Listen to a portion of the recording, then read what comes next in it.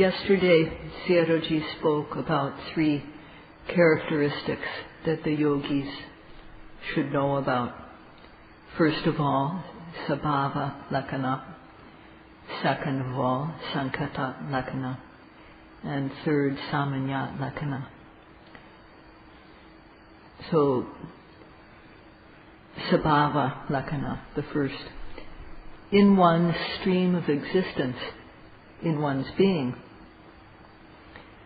there are mental and physical, individual, true natures are happening.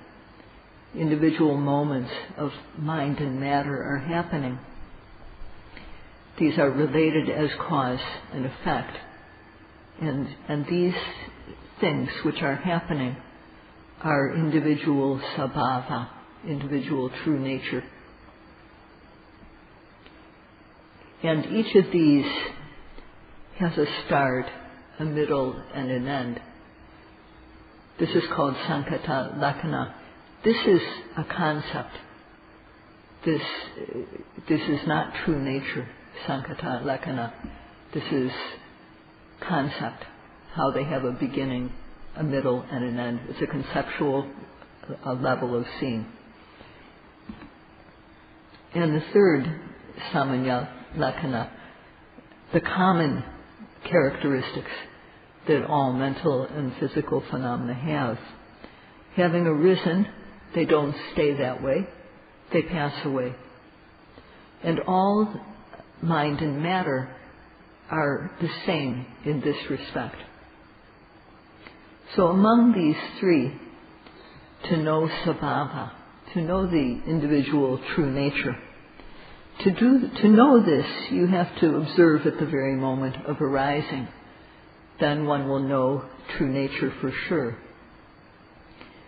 So at the very moment of seeing, hearing, smelling, tasting, touching, thinking, lifting, moving, placing, bending, stretching, blinking the eyes, opening and closing the eyes, at all these moments, there's mind and matter, nama and rupa, occurring together.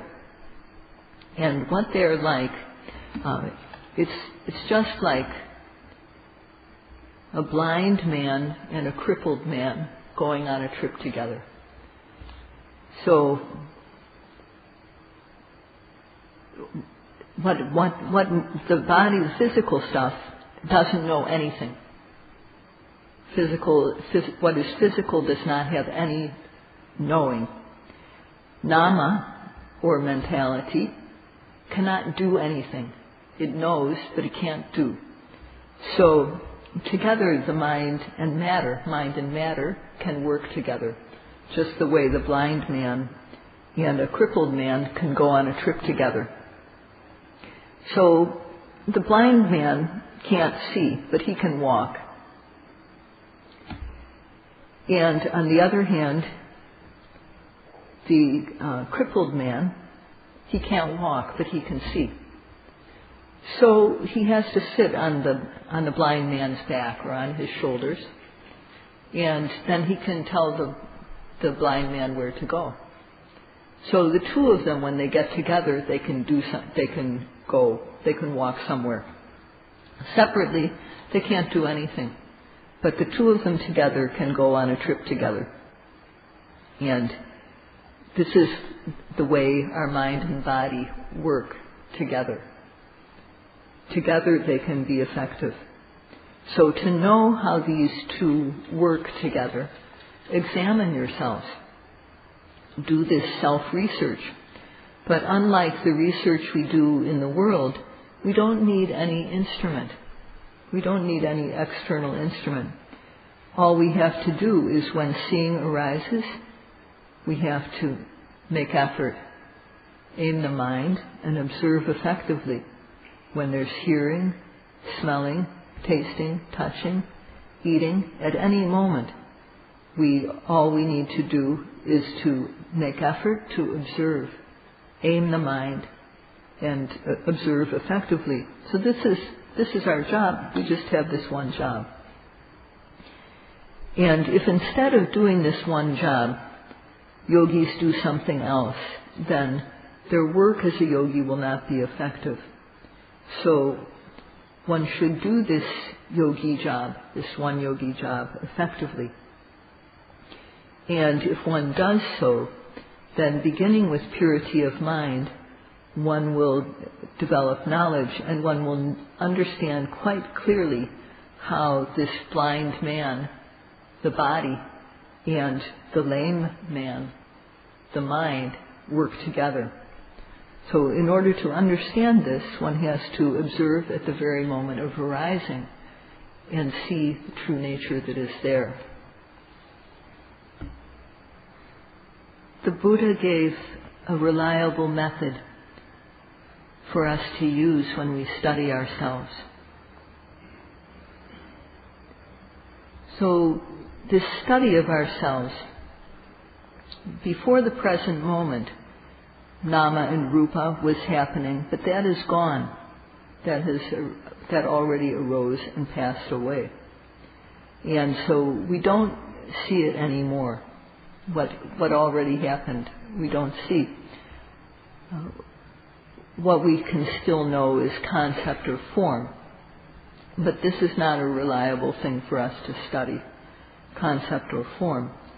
So with the method that the Buddha gave, we can observe at the very present moment.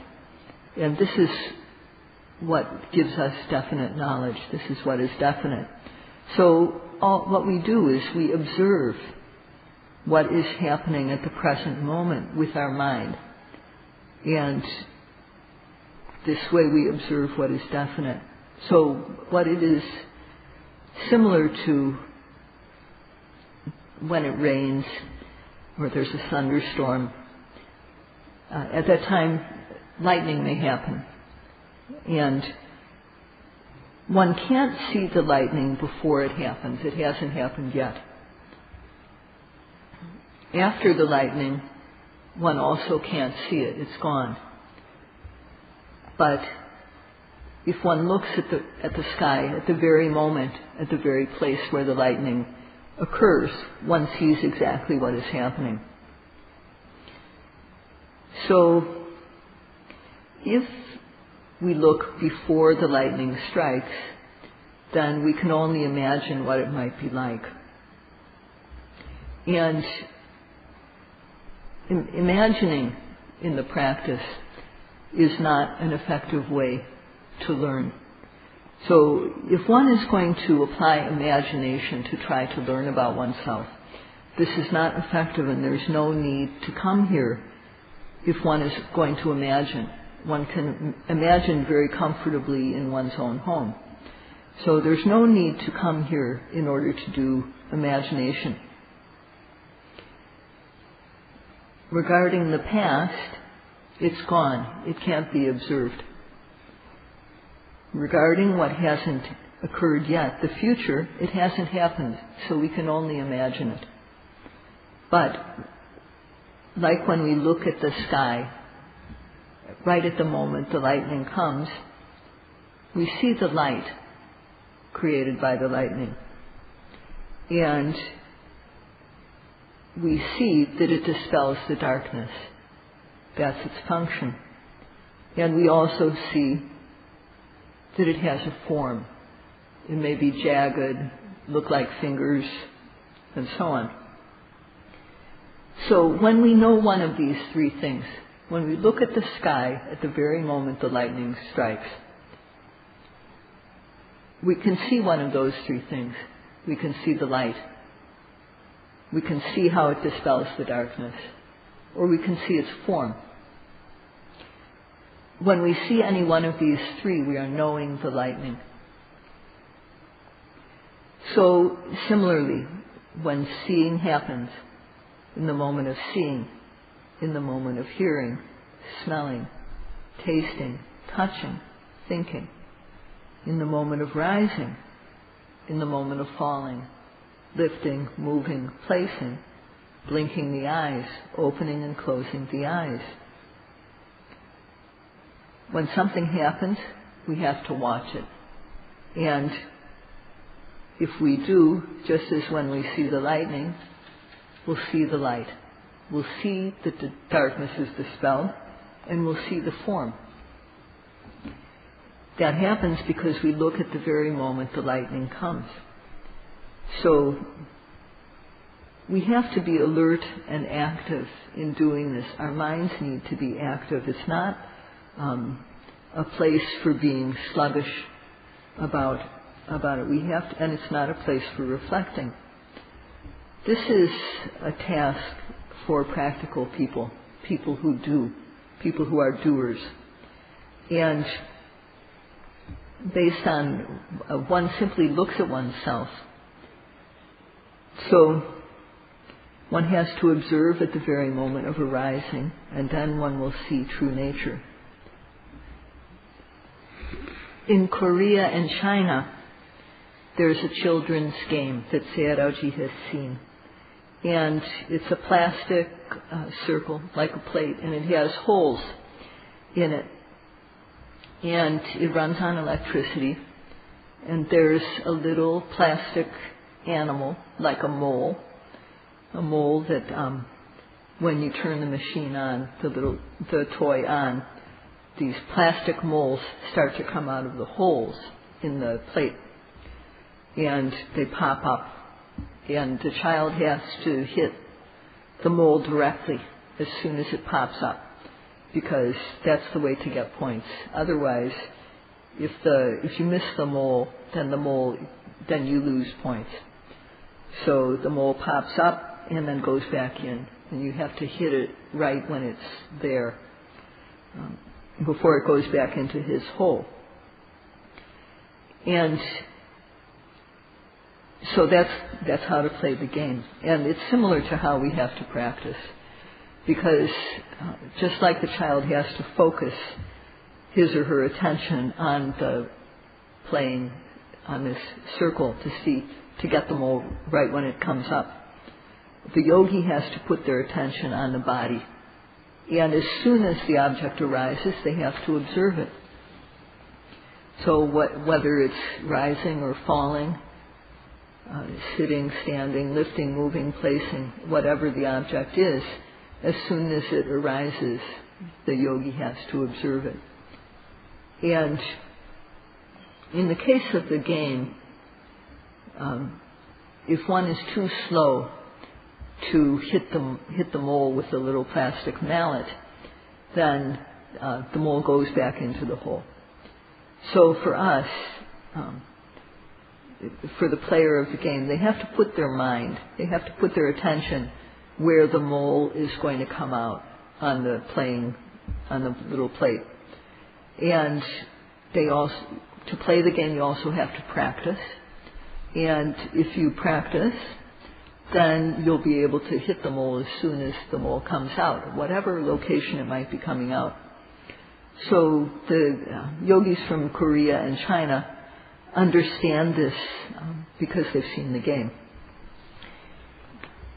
So Sayadaw also, he doesn't know if Westerners have seen a game like this, but when he saw it, he brought one back with him from Korea to demonstrate to the yogis about how one has to practice. And he tells the yogis, as soon as the object arises, as soon as the mole comes out, you have to hit it. And just the same way, the yogis have to put their attention on the body, and as soon as the object arises, they have to observe it. So the yogi's attention always has to be placed on their body. So if in 2 weeks nothing special has happened yet in the practice, it's because one doesn't observe at the very moment of arising. One is not observing the object at the moment it arises. It also means that when one performs activities like bending or stretching, going from standing to sitting down, sitting to standing up, those actions aren't being done slowly. Those should be done slowly, like as though one is an invalid, a sick person. And it also shows that one doesn't value one's time. So understanding the benefits of this work that we're doing, please do it respectfully. And Sayadaw has been urging the yogis to do this because the task is very valuable and high level. Right. This task is a task that needs to be done with immediacy. It's the practice of satipatthana is not something that we can be slow about doing at all. As soon as seeing happens, while this seeing is fresh, one has to observe it.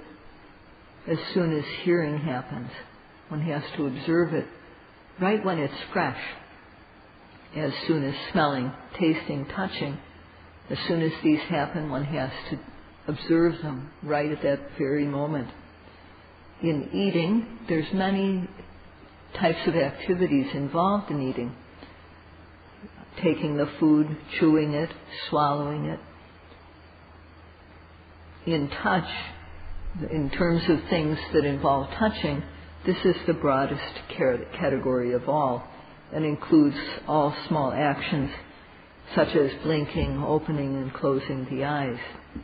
And with regard to thinking, there's many forms of thinking that can happen. Thinking or mental objects, imagining, planning and so on. So every second there is something happening. And as soon as these things happen, one has to observe them. As soon as there is seeing, hearing, smelling, tasting, touching, thinking, when that object is fresh, one has to observe it. So it's similar to how one has to hit the mole that comes out. As soon as it comes out, one has to hit it directly with the plastic mallet.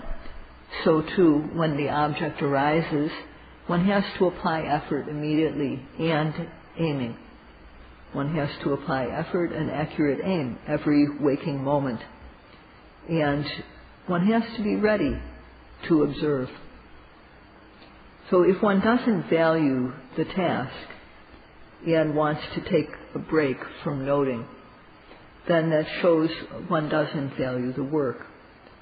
If one knows the value of what we are doing, then one will cherish the practice.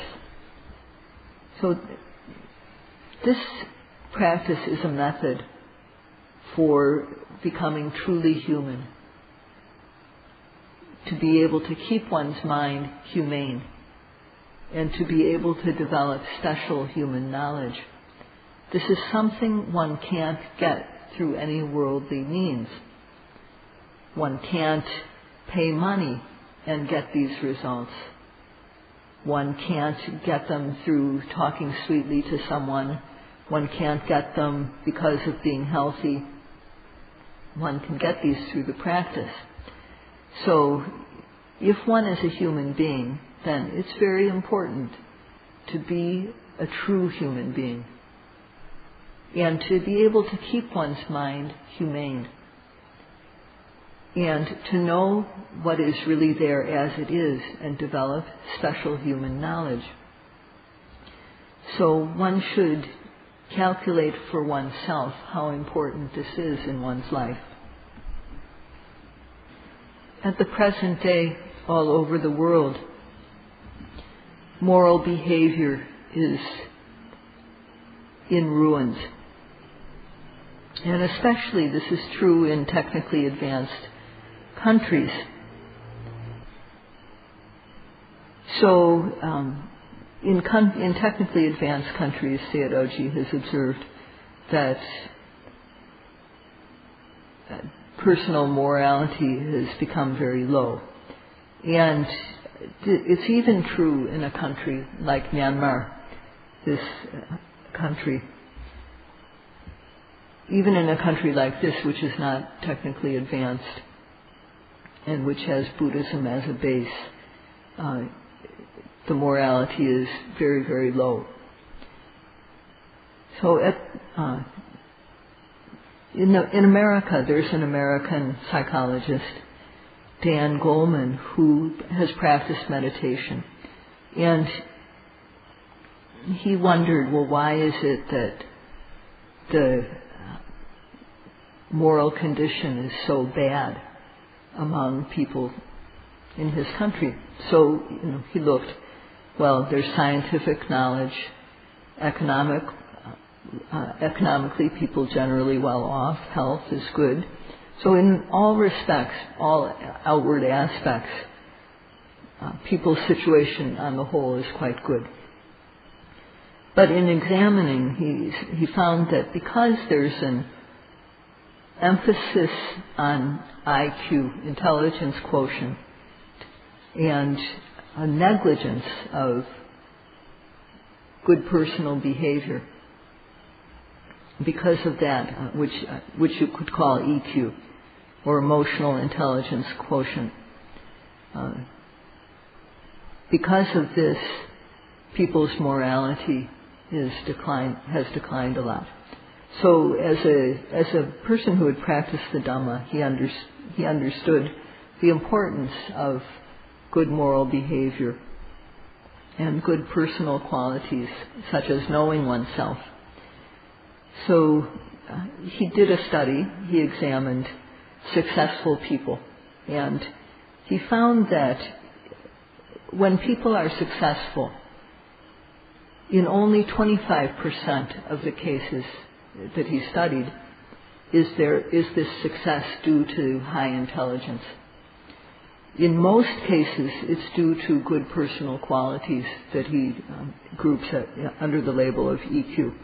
75% of successful people are successful because they have good personal qualities. And so if more people would approach, if more people had the outlook that Dan Goleman does in the world, then there would be peace, there would be more peace in the world. Because this Dhamma is for making our own individual world peaceful. And when we've made our own individual world peaceful, from there we are able to spread that to our immediate environment, to our family, to our friends, to our workplace. And if people in the world would do this, we wouldn't be turning to developing more and more new types of weapons. So Sayadaw prefers the term SQ to EQ. And to Sayadaw, SQ stands for the trainings, Sikha, the 3 trainings. So if more people in the world would work on developing their SQ, then the world would be very good. Among humans, there's no way in the world which shows us how to stay, to keep from, to stay kind of neutral, to stay without going to from one extreme to another. In the Dhamma there is this way to keep oneself from going to one side or the other with whatever we encounter. So to show you what Sayadaw means by this, just try to see what happens when you aren't aware of the object. Just try not observing the object. So what will happen is that when the object is pleasant, then one goes along with it. One gives into it, one follows it. And that's called anurodha, going along with it. And if it's something one doesn't like, one will oppose it. One will feel opposition. This is virodha. And this, mostly people in the world are like this. When they encounter something they like, they go with it. When they encounter something they don't like it, they oppose it. And people aren't able to keep from going in either of those directions. People aren't able to stay in the middle. So that's how most people behave. But if when seeing happens, if one notes it right on the spot, when hearing happens, one notes it right on the spot, smelling, tasting, and so on, then the mind will stop with mere seeing. The mind will stop with the stream of mind. So, if we see something that we like, and we go with it, we follow it, we don't use awareness, then what arises is greed. If we see something that we don't like, then without awareness, what happens is we oppose it, we react to it, and anger occurs. So this happens in everyone. Right? And if we give in to the things that we like and oppose the things that we don't like, we will not be able to control ourselves, and we will get into trouble. So what we have to do is, when seeing happens, we have to note it on the spot. With mere seeing, the stream of mind will stop.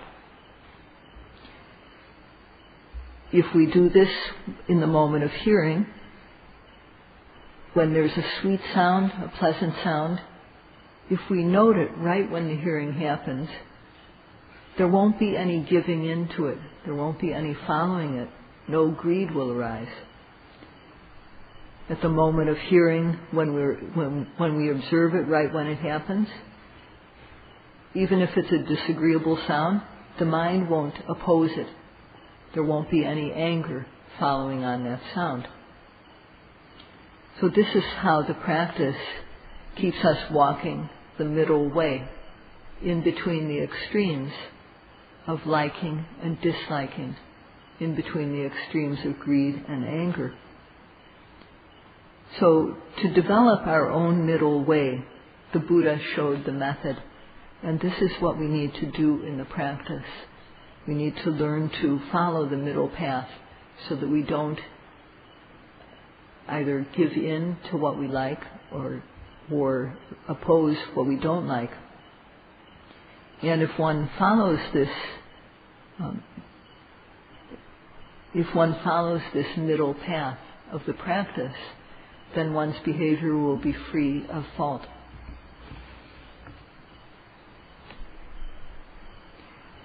At the moment of rising, at the moment of falling,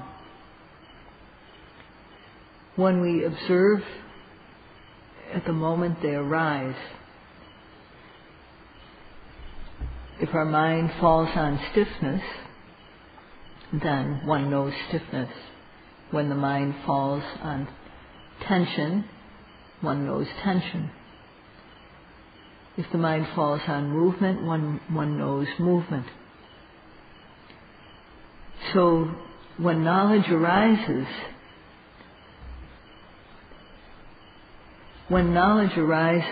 then one is... Sorry, I can't read what I wrote. One should understand what is involved at that moment, that one is able to observe like that. At that moment, the mind is focused accurately on the object. When knowledge arises, I understand what I wrote now. When knowledge arises, there are other factors that are present, that have come to completion at that time. And one of these is accurate aim. The knowledge arises because the mind is focused accurately on the object. And this is called samma sankappa, or right attention of the mind. And because knowledge is seeing correctly, samma ditthi. These two factors make up the wisdom portion of the path. And when every rising, every falling, one is applying effort to observe the object. Because of effort, sati sticks to the object, And because sati sticks to the object, the mind is collected, which is samadhi. So the three factors of the samadhi group of the path are also present. Right effort, right awareness, right concentration. So at that time, there won't be any of this going along with the object, which is greed. There won't be any opposing the object, which is anger. At that moment, too, the path portion of sila will also be complete. One won't be engaged in killing, in stealing, adultery, or lying. So at this time in the practice, our physical and verbal behavior is clean. There's no transgression happening. With effort, sati and samadhi,